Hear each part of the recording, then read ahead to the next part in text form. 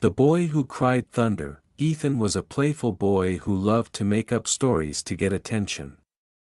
His favorite prank was running into the village, shouting, "Thunder is coming! Everyone, take cover!"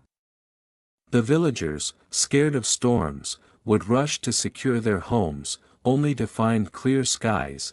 At first, the villagers laughed off Ethan's antics, but as he repeated the prank day after day, they grew angry and stopped believing him.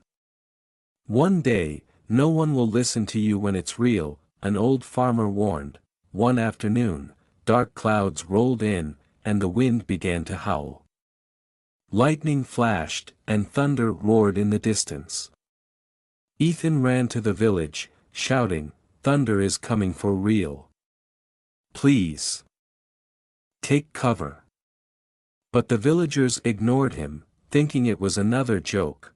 When the storm hit, Ethan barely managed to find shelter in a barn. He realized his lies had cost him the villagers' trust. From that day, Ethan vowed to always tell the truth. He worked hard to regain the trust of his neighbors, and eventually, they forgave him. Moral: honesty is the foundation of trust.